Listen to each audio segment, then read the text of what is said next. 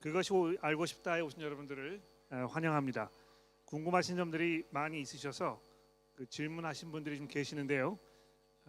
두 가지 질문을 제가 접수를 받아서 그 두 가지 문제에 대해서 우선 먼저 말씀을 드리고 그 다음에 이제 나머지 질문이 또 추가가 있으면 질문을 받으려고 합니다. 두 가지 질문은 이 성령 세례와 관련된 문제인데 사도행전 8장 5절 이하에 있는 그 말씀을 좀 설명해 달라 하는 그런 질문이 있었습니다. 그래서 제가 배경 설명을 조금 드리고 그다음에 이제 그 문제를 다뤄보도록 하겠고요.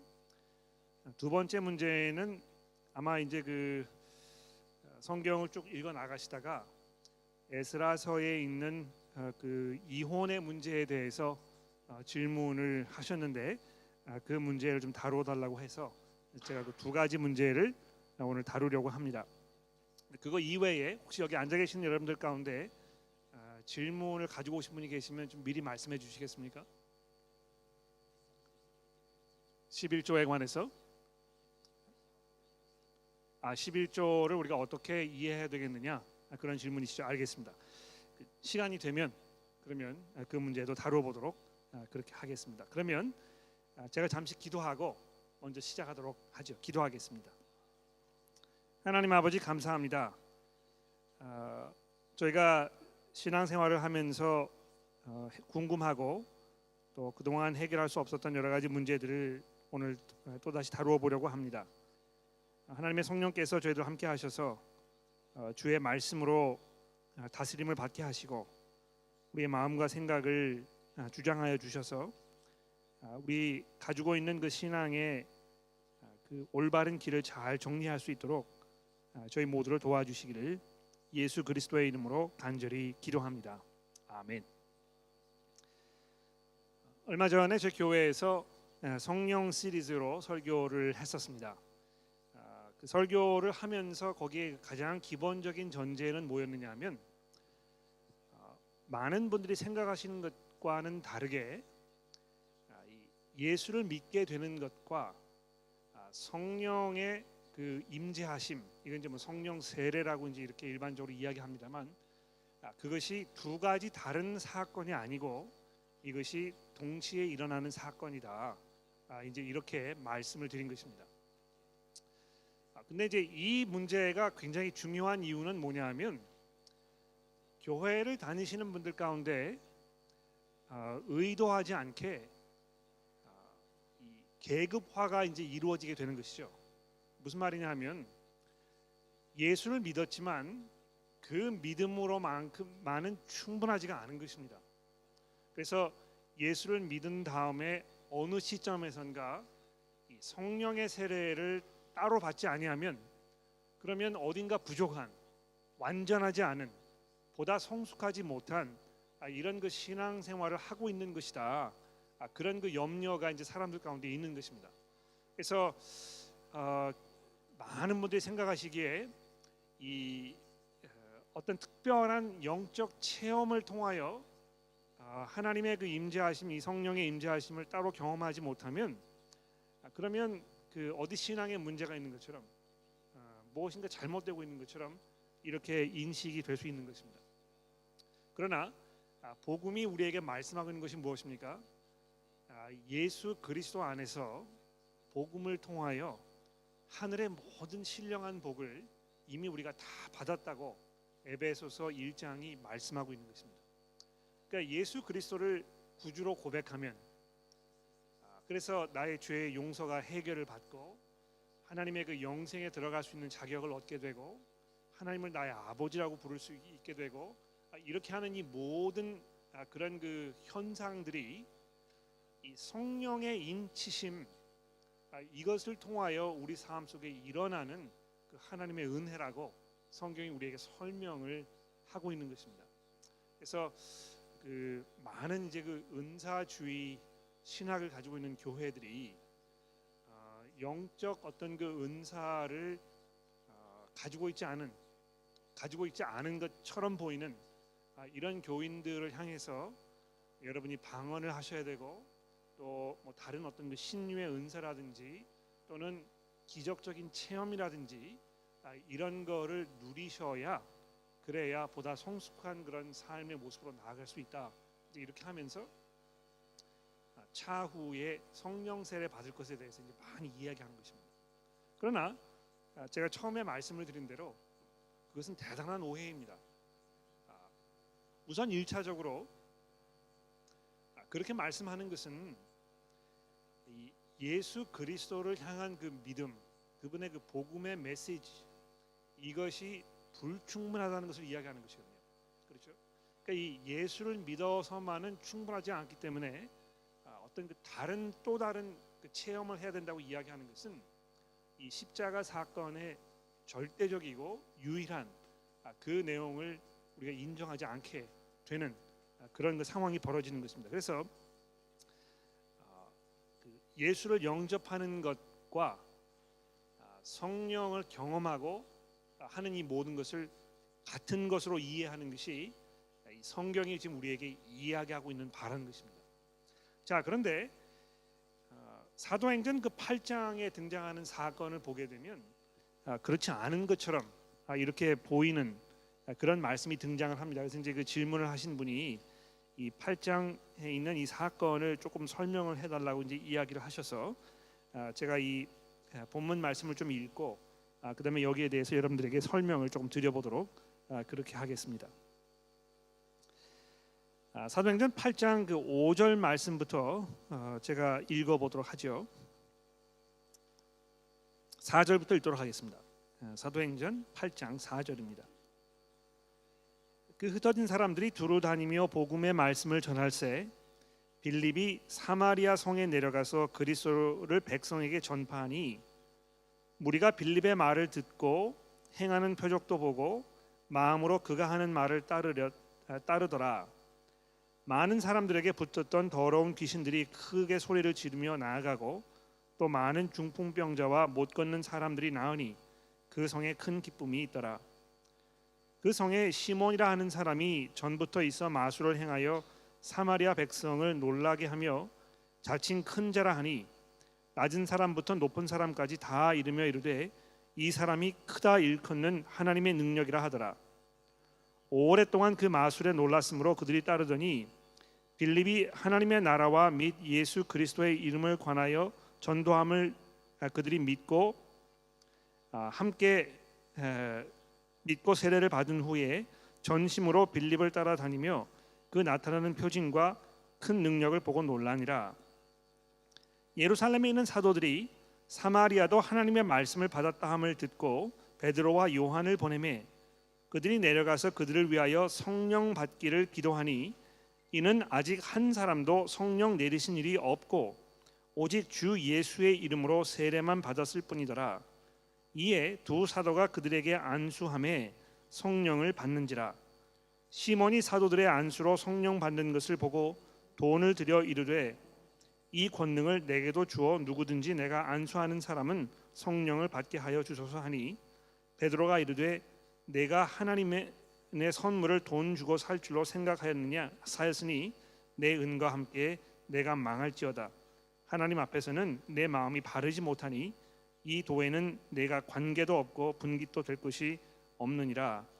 자, 이렇게 사건이 이제 전개가 되고 있습니다. 여기 그 14절 이하에 보시게 되면 지금 제가 처음에 말씀드린 것과는 좀 이렇게 상반되는 그런 사건이 지금 벌어지고 있지 않습니까? 그러니까 이미 그 5절 이하부터 보시게 되면 이 빌립의 전도를 통해서 사마리아에 있던 사람들이 분명히 예수를 믿고 또 그리스도를 주로 고백하는 이런 그 회심의 사건이 벌어진 것입니다. 그런데 그 후에 14절에 보시게 되면 예루살렘에 있는 사도들이 사마리아도 하나님의 말씀을 받았다 함을 듣고서는 어떻게 했습니까? 베드로와 요한을 보내가지고 그 사건을 이제 확인해 보게 하잖아요. 그렇죠? 그래서 그들이 내려가가지고 기도를 했더니 성령 받기를 기도하니까 그들에게 이제 비로소 성령이 내리는 이런 그 사건이 지금 우리에게 소개가 되고 있는 것입니다. 이거 보시게 되면 이 예수를 믿는 것과 성령을 받는 것과는 이 두 단계의 사건이 아닙니까? 그러니까 이 사마리아 사람들처럼 예수를 믿고 신앙생활을 하다가 어떤 특별한 사람의 이 특별한 기도를 받아가지고 성령을 다시 받게 되는 이런 사건이 보편적인 이 그리스도인들의 경험이 아닙니까? 이렇게 이제 질문을 하게 되는 것입니다. 우선 기본적으로 이 사도행전 8장의 사건에 대해서 말씀드리고 싶은 것은 성경의 많은 부분들이 이 성령의 사역에 대해서 이야기할 때 분명히 예수를 주로 고백하게 하는 그 믿음과 결부시켜서 이야기하고 있다는 것입니다. 이건 뭐 이제 여러 번 제가 설명을 들었기 때문에 또 설명을 드리지 않아도 될 것입니다만, 한 가지 대표적인 그런 부분만 말씀을 드리면 고린도전서 12장 1절 그 이하로 보시게 되면 뭐라고 이야기하고 있습니까? 누구든지 성령이 아니고는 예수를 주로 고백할 수 없다, 이렇게 되어 있습니다. 그렇죠?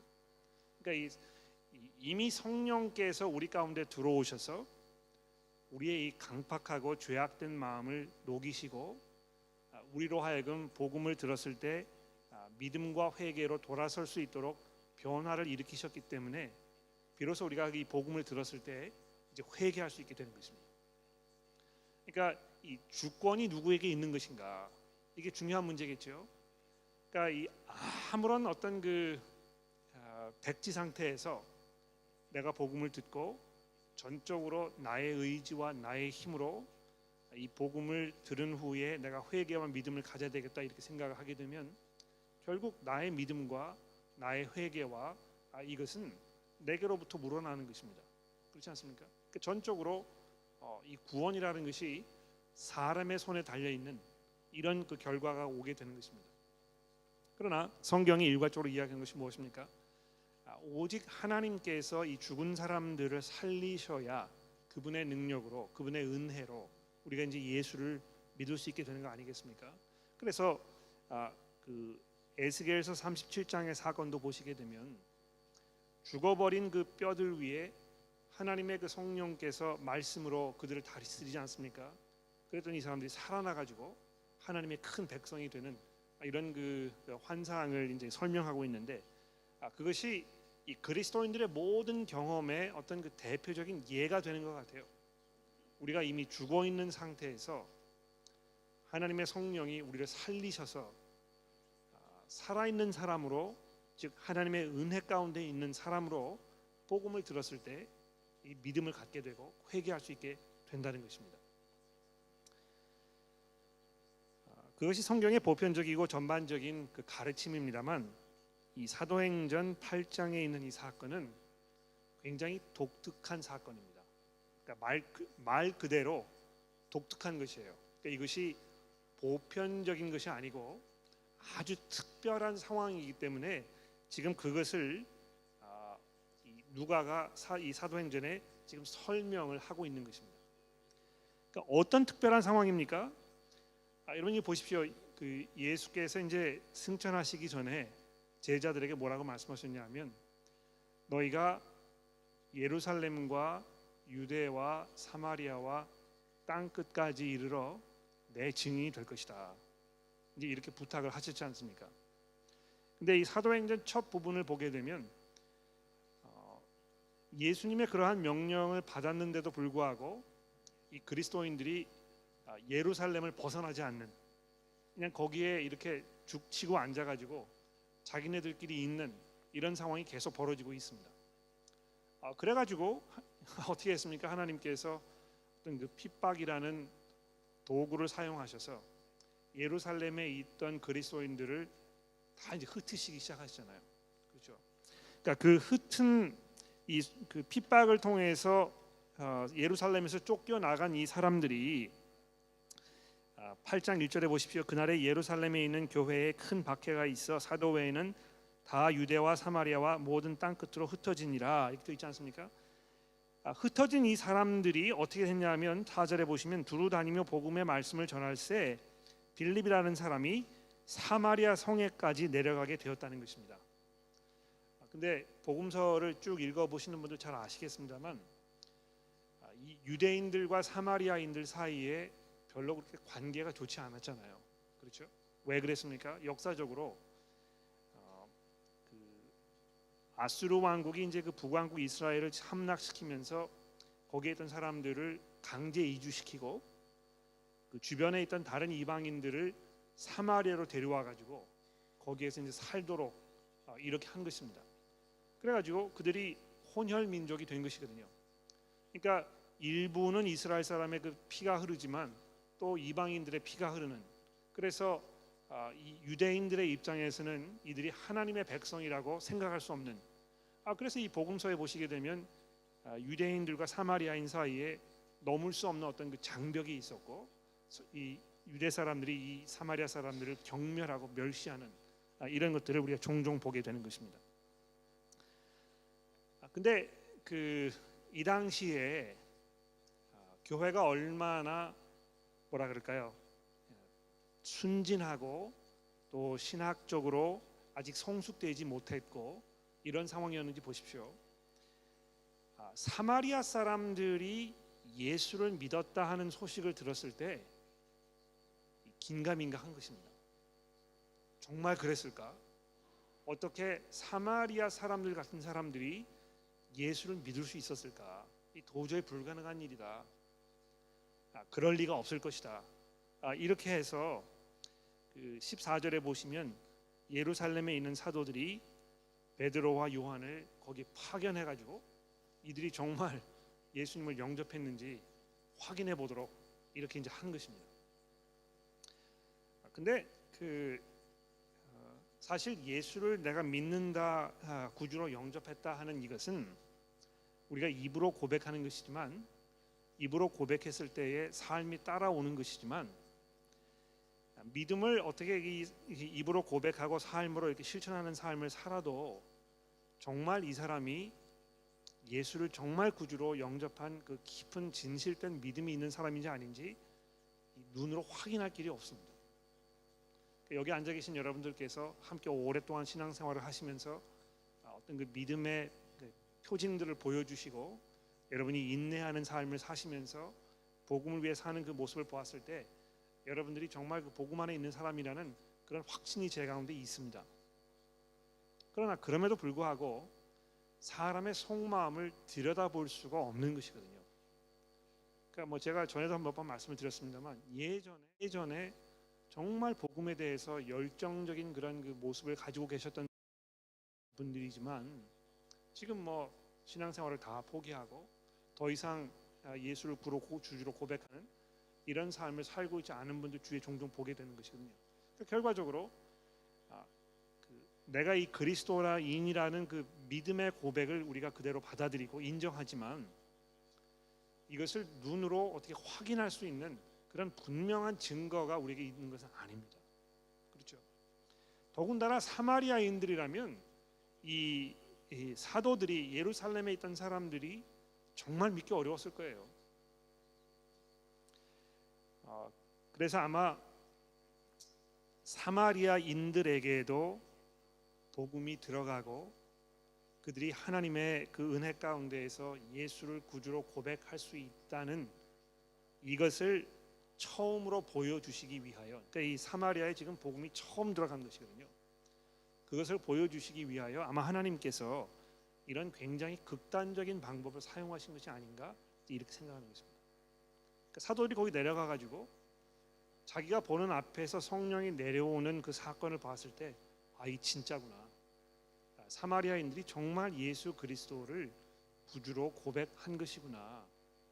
성령이 뭐 눈으로 내려오는 것을 확인할 수 있었기 때문에 그래서 굉장히 특별한, 이것이 보편적이 아니고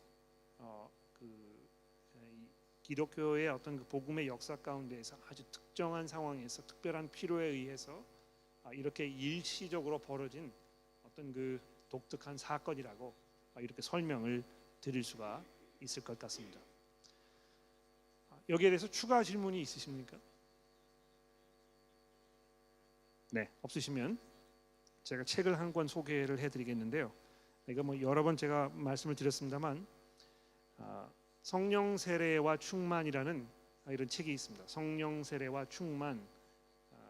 이거 이제 그 영어로는 Baptism and Fullness라는 책인데 굉장히 유명한 존 스토트라는 목사님이 쓰신 책입니다. 그러니까 이 은사주의 신학으로 인해서 교회가 이제 굉장히 성령의 문제로 혼란스러워했을 때 많은 문제들을 성경적으로 잘 풀고 정리해준 그런 굉장히 대표적인 책으로 지금도 알려져 있고, 또 제가 읽어보았을 때도 그 내용이 굉장히 훌륭하다고 생각을 합니다.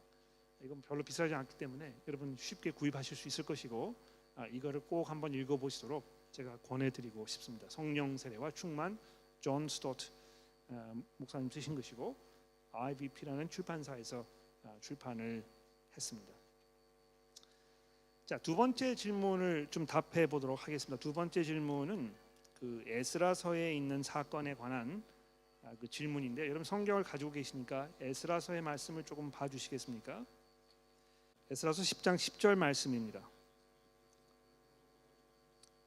제사장 에스라가 일어나 그들에게 이르되 너희가 범죄하여 이방 여자를 아내로 삼아 이스라엘의 죄를 더하였으니 이제 너희 조상들의 하나님 앞에서 죄를 자복하고 그의 뜻대로 행하여 그 지방 사람들과 이방 여인을 끊어버리라 하니 모든 회중이 큰 소리로 답하여 이르되 당신의 말씀대로 우리가 마땅히 행할 것이니이다. 그러나 백성이 많고 또 큰 비가 내리는 때니 능히 밖에 서지 못할 것이요 우리가 이 일로 크게 범죄하였은즉 하루 이틀날 할 일이 아니오니 이제 온 회중을 위하여 우리의 방백들을 세우고 우리 모든 성읍에 이방 여자에게 장가든 자는 다 기한에 각 고을의 장로들과 재판장과 함께 오게 하여 이 일로 인한 우리 하나님의 진노가 우리에게서 떠나가게 하소서 하나 오직 아사엘의 아들 요나단과 디과의 아들 야스야가 일어나 그 일을 반대하고 무슬람과 레위 사람 삽부대가 그 일을 돕더라. 이렇게 되어 있습니다. 또 비슷한 내용이 이제 좀 내려가서 18절에 보시게 되면 있는데요. 제사장의 무리 중에 이방 여인을 아내로 맞이한 자는 예수와 자손 중 요사닥의 아들과 그의 형제 쭉 이렇게 하면서 누구였는지 설명을 하고 있고요. 그다음에 이제 19절에 보시면 그들이 다 손을 잡아 맹세하여 그들의 아내를 내보내기로 하고 또 죄로 말미암아 숫양 한 마리를 속건제로 드렸으며 이렇게 하면서 이 이방 여인들과 결혼했던 이스라엘 사람들이 자기 그 회개의 증거로 결혼을 파기하는, 그래서 이방 여인들로 아내를 받은 사람들이 이 사람들 다 떠나보내는 이제 이런 장면이 그 소개가 되고 있습니다. 이 질문하신 분의 그 기본적인 질문은 무엇보다도 이러한 경우 때문에 이혼이 가능한 것인가 하는 질문을 하는 거라고 제가 짐작을 합니다. 그러니까 왜 이런 질문이 이제 됐는지 충분히 짐작이 되죠. 저희 교회에서 여러 번 이 결혼과 이혼의 문제에 대해서 말씀을 드리면서 하나님께서 이혼을 원치 아니하시고 그래서 우리가 정말 이혼을 멀리하고 생각조차 하지 말아야 되겠다, 뭐 이런 그 말씀을 제가 여러 번 드렸는데, 공교롭게도 에스라서에서는 어떤 그 회개의 표현으로 이스라엘 백성들이 이방 여인들을 내보내는 이 장면을 마치 굉장히 긍정적인 것으로 이렇게 설명하고 있기 때문에 약간 혼란스러울 수가 있을 거라고 제가 생각을 합니다. 작년에 그 성경 이렇게 읽기 쭉 해 나가면서 저도 이 에스라서에 왔을 때 똑같은 문제로 굉장히 고민했던 때가 있었습니다. 근데 이제 그때 약간 뭐 시간에 쫓기고 좀 게을러 가지고 나중에 좀 생각해 보지 이렇게 하고 지나갔었는데, 우리 교우분들 중에 한 분이 이제 그 문제를 다시 이렇게 말씀을 해주셔서 그 좋은 기회라고 생각이 돼서 이제 일주일 동안 이 문제를 가지고 곰곰이 많이 생각을 해봤어요. 결론부터 말씀드리면 아직도 저도 잘 모르겠다는 것입니다. 아직 분명하지 않다는 것입니다. 그러니까 조금 더 어떤 그 시간이 필요할 거라고 제가 미리 말씀을 드리고, 지금까지 제 머릿속에 정리된 것들 몇 가지만 말씀을 드려보도록 그렇게 하겠습니다. 우선 하나님께서 이스라엘 백성들에게 가나안 땅에 들어갔을 때에 절대로 이방인 여인과 결혼하지 말고 내 아들을 위해서 이방 여인을 데려오지 말고 내 딸들을 이방 남자들에게 주지 말아라, 아주 강력하게 말씀하셨던, 이것을 우리가 좀 기억해 볼 필요가 있어요. 그렇죠? 왜 그렇게 하셨습니까? 그렇게 하였을 때 분명히 너희가 나를 저버리고 이방 신들을 따라가게 될 것이기 때문이다. 이제 이렇게 말씀하실 것입니다. 그렇죠? 실제로 성경에 보시게 되면 이방 여인과 결혼하였기 때문에 이 신앙을 저버린 이런 경우를 우리가 종종 보게 되지 않습니까? 가장 대표적인 예로 누가 되겠습니까? 솔로몬 아닙니까? 그렇죠? 부인이 300명이었고 후궁들이 700명이었는데 이 사람들이 다 먹고 이방 여인들이었던 것이 분명합니다. 실제로 솔로몬이 처음에 굉장히 잘하지 않았습니까? 그러나 그 결말이 별로 그렇게 아름답지 않았어요. 왜 그렇습니까? 하나님의 말씀에 순종하지 않았기 때문에 그런 것입니다. 이방 여인들과 함께 살게 된 것이고, 이렇게 해서 그의 생각이 오늘 제가 설교 시간에도 말씀드렸습니다만 이 죄의 미혹, 이걸 이겨내지 못하는 것입니다. 마음이 점점 어두워지고 이렇게 해서 결국은 나라가 이제 둘로 갈리게 되는 이런 상황까지 가게 된 것입니다. 아마 그것을 상상해 보았을 때요, 에스라 이 에스라서에 기록되어 있는 이 사건을 우리가 돌아보게 되면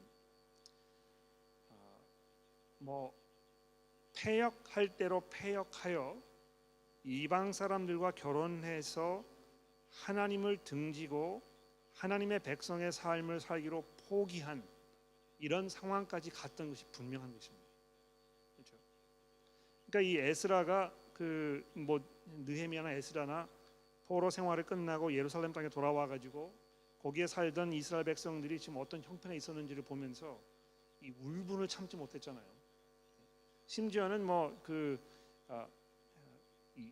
너무 속상해가지고 이 사람의 머리털을 붙잡아가지고 다 뽑아버리는 이런 상황까지 벌어졌었는데, 아마 그런 상황을 돌아보았을 때 이런 극단적인, 제가 이제 극단적이라는 표현을 의도적으로 사용하는 것인데요, 굉장히 극단적인 선택을 하도록 한 것이 꼭 필요하지 않았나 생각이 되는 것입니다. 그렇죠? 그러니까 이방 여인과 결혼해서 그들과 계속 살면서 하나님을 계속해서 등지면서 살든지, 아니면 이혼하여 그들을 내보내고 마음을 새롭게 해서 이제 비로소 이 참 회개한 그 모습을 보이든지, 이 둘 중에 하나를 선택해야 되는 그런 굉장히 극단적인 이런 상황이 오게 된 것이 아닌가 생각이 되는 것입니다. 그러니까 이제 제가 이렇게 말씀을 드리면 극단적인 상황은 그럼 무엇인가? 정말 극단적인 상황이 벌어지게 되면 그럼 이혼도 가능한 것이 아닌가? 이제 이렇게 우리가 쉽게 생각할 수 있을 것 같아요. 사람들마다 처해 있는 상황이나 여건이 다 다르기 때문에 이분이 처해 계시는 상황이 똑같은 상황인데도 불구하고 극단적인지 아닌지 판단하기 굉장히 어렵습니다. 그렇죠?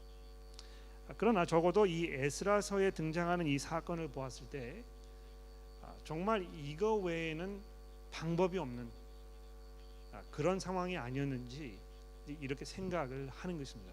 그러니까 이 성령 세례하는 문제와 마찬가지로 성경 전체가 말씀하고 있는 것과 어떤 특정한 부분에서 이야기하고 있는 전체와는 반대되는 것처럼 들리는 그 내용을 보았을 때 우리가 어떻게 해야 되겠습니까? 그 특정한 부분을 우리가 무시하거나 없는 것처럼 생각하면 안 되겠죠. 그러나 기본적으로 성경 전체가 이야기하고 있는 것이 성경의 기본적인 원칙이라는 사실을 수용하고 받아들이는 것이 굉장히 중요합니다. 첫 번째고요. 두 번째로 또 왜 이런 특정한 상황이 지금 성경에 소개되고 있는가, 그 이유를 조금 생각해 봐야 되겠죠. 그런 면에서 에스라서의 역사적인 사건을 보았을 때 이것이 이렇게 할 수밖에 없었던 아주 특별한 그런 상황이 아니었나, 이제 이렇게 생각을 하는 것입니다.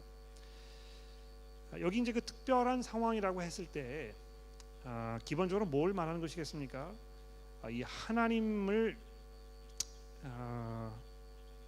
포기하게 만들지도 모르는 그런 상황을 말하는 거 아닙니까? 그렇죠?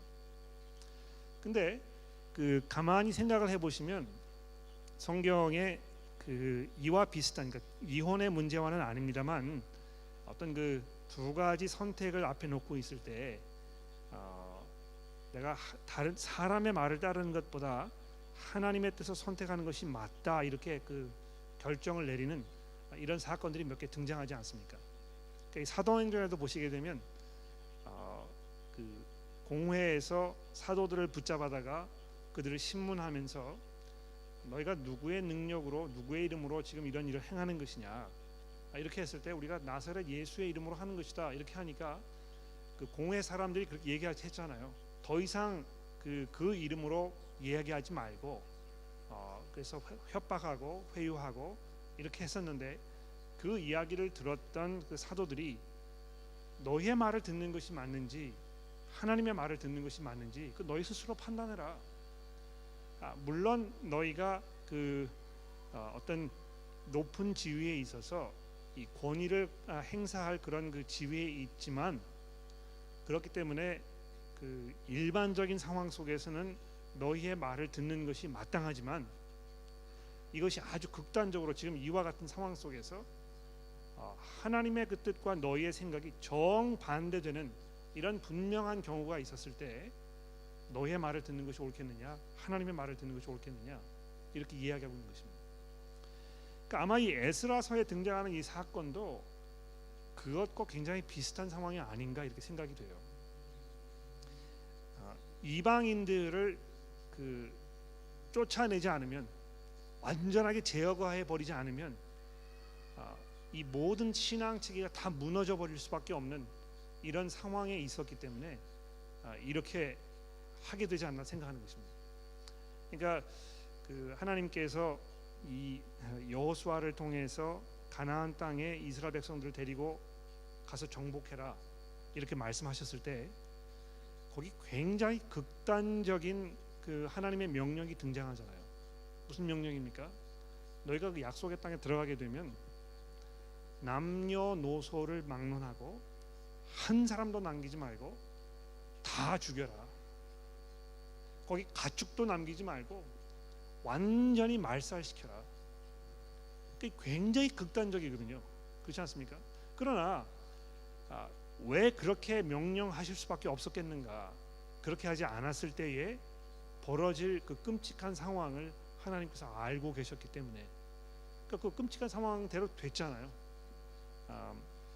이 이스라엘 백성들이 하나님의 말씀을 끝까지 순종하지 아니하고 일부는 남겨두고 그 사람들을 자기 노예로 삼아가지고 뭐 어려운 일을 시키고 이제 이렇게 했었는데, 결국에는 그 사람들의 이 유혹이나 이런 것과 섞여가지고 이스라엘 백성들이 결국은 그 우상을 숭배하는 그런 지경에까지 가게 되지 않았습니까?